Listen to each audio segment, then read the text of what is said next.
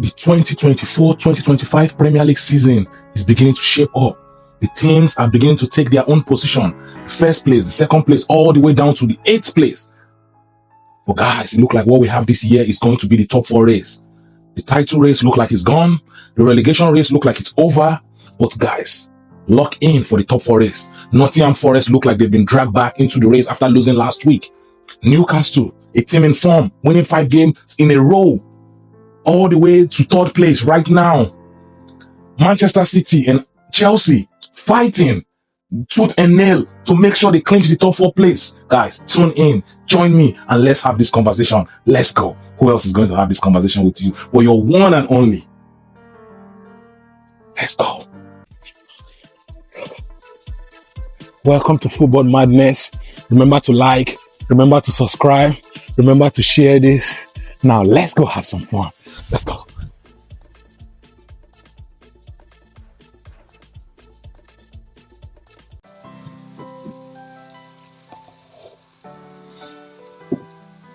Back again to another week of Premier League review and preview show. We are back for another delicious episode, another transforming episode, another fantastic episode, guys. Tune in, stay dialed in. For those of you that are just joining us for the first time, you are welcome to Football Madness. Thank you for coming in. Tune in always, guys. Remember to like, remember to subscribe, remember to hit the comment button and leave me a comment. Guys, for those of you that are my returning subscribers, thank you. I appreciate the love. Continue to share, continue to leave me a comment, continue to like the video. I appreciate it. I know it's not easy, but we are growing. We are gradually getting there. Thank you. Guys, this week is going to be a special weekend. This weekend is going to be a special weekend. I can feel it. I can feel this weekend games is going to be transforming. This weekend games is going to be spectacular. You do not want to miss these games. For the first game we have this weekend, we have the game between Everton and Manchester City. This is going to be an interesting watch. We have the defensive side in Everton. We have the attacking side in Manchester City. Everton pretty much have nothing to lose. This is a team seated in 13th place. They are just there to spoil people's game. If you allow them, they will destroy your day. They have nothing to lose. Manchester City have everything on the line. This weekend, Manchester City have 2 games. They have the game Everton versus Manchester City, and the second game, Manchester City versus Aston Villa. So these 2 games is going to determine where Manchester City is going to be positioned going into the ending race. Is Manchester City in for this top 4 race, or are they just playing around? We are going to find out this weekend. That's what I'm trying to tell you all. This weekend is going to be spectacular. It is going to be everything we want to see in football. Everton is going to be there to spoil the day. Meanwhile, Manchester City have everything to lose. Everton have nothing to lose. So now these 2 games that they have this weekend for Manchester City is going to shape up their race. The first game against Everton, what is the key to victory for Manchester City? We saw Manchester City last weekend. The game they played against Crystal Palace, they conceded 2 early goals. Those goals almost cost them that game. So they managed to come back. They came back with a lot of force, a lot of energy, and they scored 5 goals and the game ended 5-2. So now that energy is what they need to start with against Everton. Everton is going to be a defensive side. Manchester City need to start that game early with maximum energy, maximum effort. You cannot start the same way you started against Crystal Palace. Everton can defend and they will be there to defend. You cannot have the same game. If you concede 2 early goals against Everton, you might not have your comeback against Everton. They are very, very good at defending. So this game against Everton, Manchester City attack will need to step up. They need to step up early and they need to get early goals. And their defense, Manchester City defense, I don't know what is going on, but you cannot concede those 2 early goals. You need to be dialed in. Pep Guardiola keep changing, keep plugging, keep trying to find what combination is going to work. But at this point of the season, I don't think you should be doing that anymore. Time has gone. You need to have your standard starting defenders. You cannot keep trying new things every week. There's no time for that anymore. You have games that you need to win. Things are actually on the line. Pep Guardiola, you need to listen and you need to listen carefully. You cannot be trying different things. This is not the time at all. Going forward against Everton, you need to win this game early. You do not want to keep Everton hanging around all the way to the end of the game. Everton shocked Nottingham Forest last weekend by scoring a late goal. You do not want to find yourself in that position. So from the get-go, from the beginning of the game, get your goals, kill the game, and move on to the next game. The key to victory for Manchester City is going to start with their offense. Manchester City have to score goals and they have to score early. In this game against Everton, yes, you have to score early. The likes of Mamouche, the likes of Savio, Gundiga, Foden, they don't even need to count on Foden anymore this season. Foden pretty much disappeared all season. De Bruyne had a good game last game. He needs to keep that going forward against Everton. He's going to be needed. He's going to be the one that lead them against Everton. Though that this is a key game. This is a very important game for Manchester City season. And for the next game, the game between Aston Villa, Manchester City versus Aston Villa, both teams have something to lose. Both teams have something to lose. Aston Villa is fighting for the top 4. Manchester City is also fighting for the top 4 race. Actually, this season is top 5. They are competing for the top 5 race because this is the Champions League position. These top 5 are going to qualify automatically to the Champions League. So now it's a competition for the top 5. The race for top 5 is going to be the race. Is going to determine who wins this game. Who wants it more? Aston Villa have been knocked out of the Champions League. They are going to have anger. They are going to be playing with a lot of passion, a lot of zeal because they want to get back to next season Champions League. Manchester City want to stay in the Champions League. I don't think they want to go and be singing in the Europa League. I don't think they want to do that next season. So this game is going to have a lot on the line. The key to victory for Manchester City against Aston Villa is going to be their defense. Rashford, Watkins, Morgan, these are players that are scoring goals freely. They are always on the attack. So going forward into this game, Manchester City defense need to be sound, they need to be ready, and they need to make sure that they are aware of their surrounding. If they should catch you, if Aston Villa catch you unprepared, if they catch you out of position, they are going to capitalize. They score goals for fun. Aston Villa is a team that they score free goals. They can catch you on the counter attack. They can score possession goals. They can score from corner kick. They score different type of goals, varieties.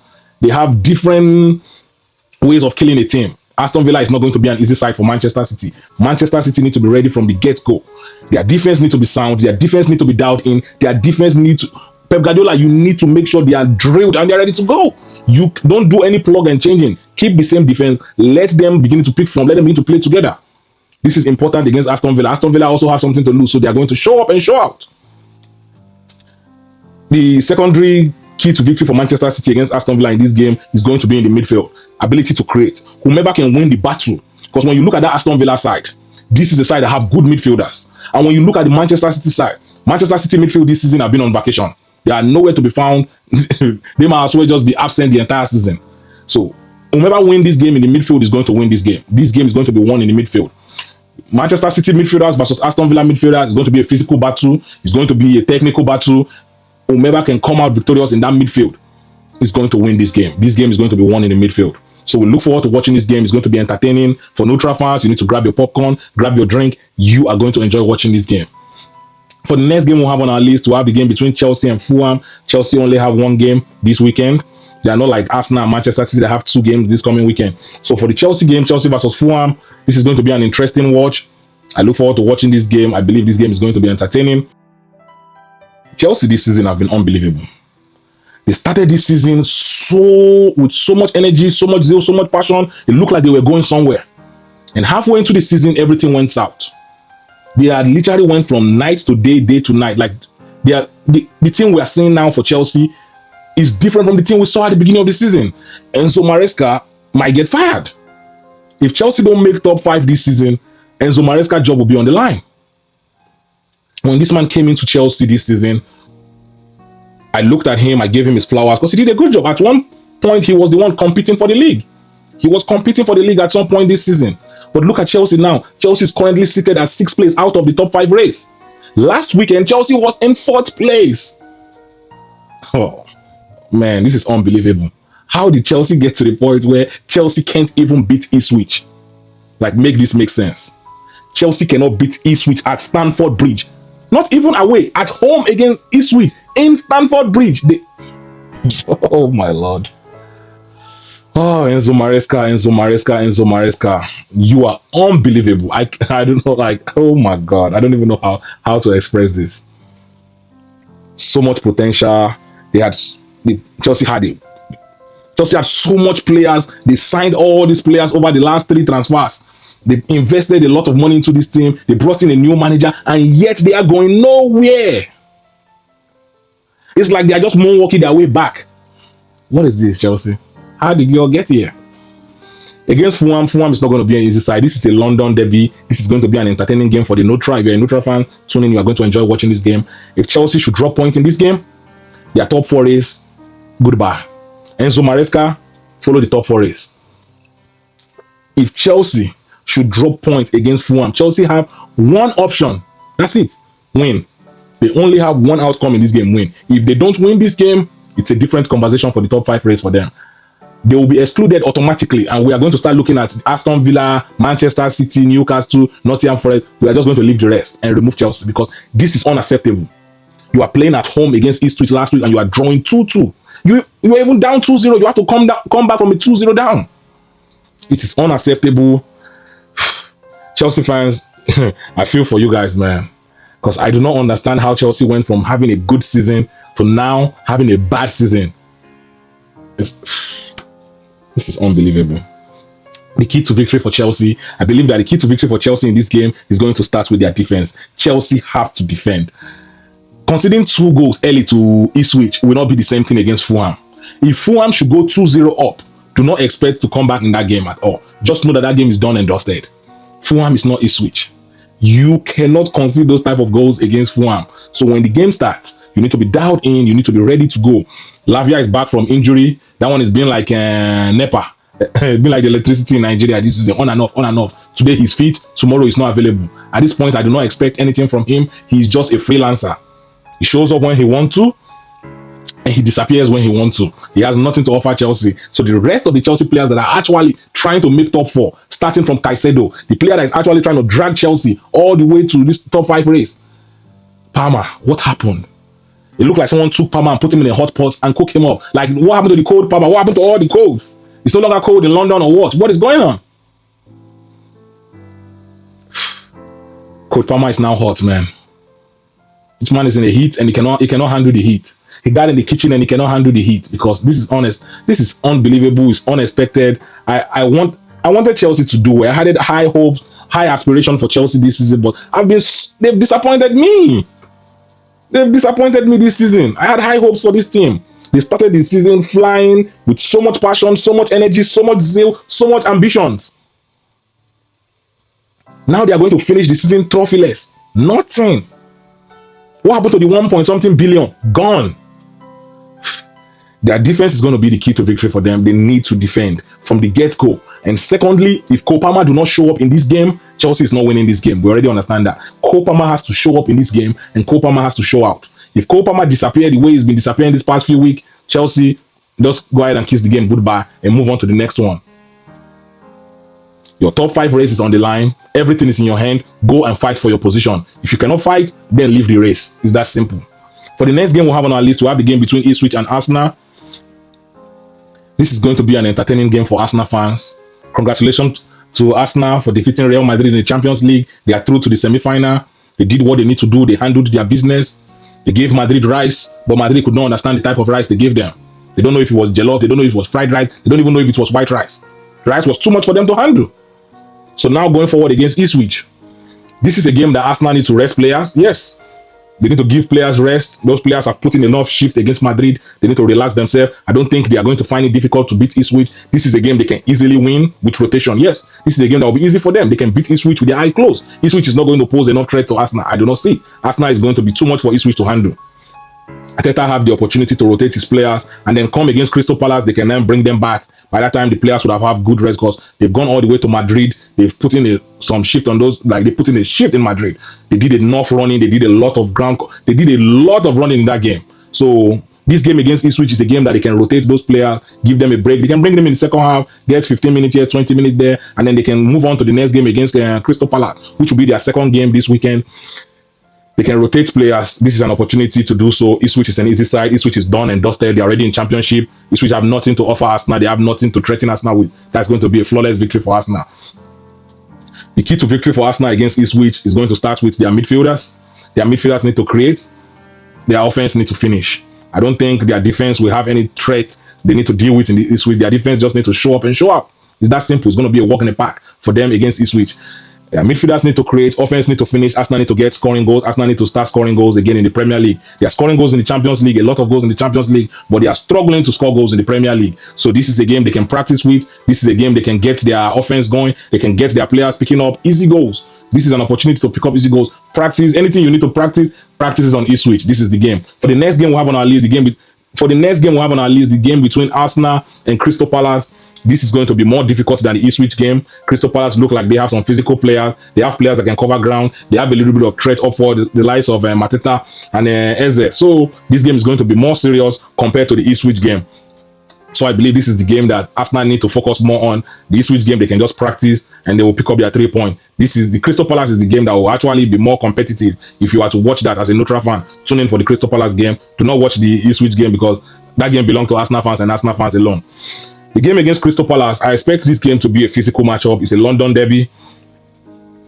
Crystal Palace are currently on the beach. They have nothing to play for this season. They are not getting relegated and they are not competing for top 4 or top 5 or European places. They are not competing for anything. They are just there on the beach, laying down and waiting for next season. So this is a game that Arsenal need to be careful and Arsenal need to make sure that Crystal Palace do not mess up their party.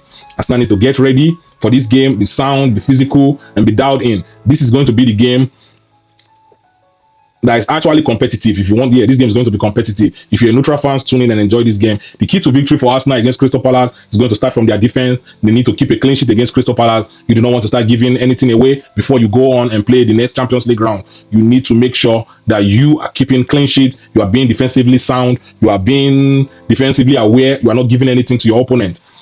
And also, this secondary key to victory is going to be their offense. Arsenal need to start scoring goals in the Premier League. Their last 2 games, Arsenal drew.